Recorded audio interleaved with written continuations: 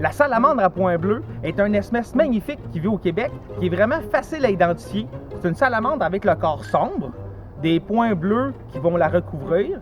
Elle va avoir une tête arrondie puis un corps plutôt trapu. Quand on va le regarder, on va pouvoir aussi voir sur ses côtés des sillons intercostaux. La salamandre à points bleus fait partie de la famille des Ambistomatidés. Ce sont des salamandres fouisseuses, c'est-à-dire qu'elles vont creuser dans le fond des forêts, et vivre dans la litière forestière et même un petit peu plus en profondeur où elle va se faire des terriers.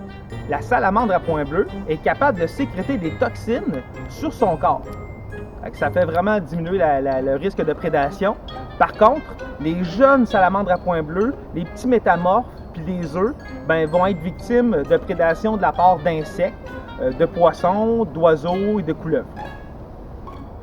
La salamandre à points bleus va se nourrir d'insectes, de larves, également des araignées, des colamboles, des coléoptères, des vers de terre. Ça va faire partie de son alimentation. La salamandre à points bleus est une espèce qui est très commune au Québec.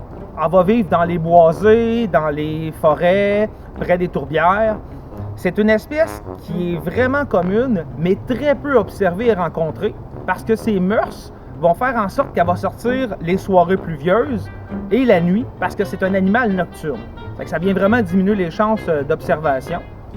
Parmi les moyens de défense qu'on va retrouver chez la salamandre à points bleus, il va avoir les toxines qu'elle va sécréter par sa peau, mais également, elle va être capable de pratiquer l'autotomie. L'autotomie, c'est la capacité à te débarrasser d'une des parties de ton corps au besoin. Dans le cas de la salamandre à points bleus, ça va être sa queue. Lorsqu'elle va être surprise, elle va être menacée, elle va avoir peur, sa queue peut tomber toute seule puis se déplacer avec beaucoup de vigueur. Ça va distraire le prédateur pendant qu'elle va avoir la chance de se sauver. C'est super intéressant d'observer des salamandres dans leur milieu naturel puis de vouloir les prendre en photo. Quand vous allez déplacer des items dans la forêt, ce sont des maisons des salamandres. Ça va être important de bien les remettre à leur place parce que ça se trouve être la maison de quelqu'un, puis c'est mal poli de foutre le bordel chez les gens. Ça va être important, quand on lève la bûche, de la lever délicatement, de la repositionner. On va la lever délicatement comme ça, en la tournant. Et, surprise! Regardez, sur la pointe de mon doigt, il y a un petit voisin de la salamandre à points bleus. Je vais la dégager ici. C'est une petite salamandre cendrée. La salamandre cendrée va partager l'habitat avec la salamandre à points bleus. Sauf que la salamandre cendrée va vivre surtout en surface de la forêt plutôt qu'en profondeur. Je vais tasser ma salamandre. Tasse-toi, petite fille. Allez. Parce que je ne veux pas la blesser. Je vais la tasser. Je vais remettre ça ici. Puis je la vois être en train de retourner en dessous de sa bûche.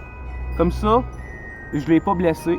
Puis j'ai pu vous présenter comment ne pas altérer l'habitat des reptiles et amphibiens qui sont des êtres que j'aime beaucoup. Si vous avez aimé cette vidéo, je vous suggère, je vous invite à faire des pouces bleus en dessous. Également, je vous invite à aller faire des j'aime sur la page Facebook de Monsieur Reptile.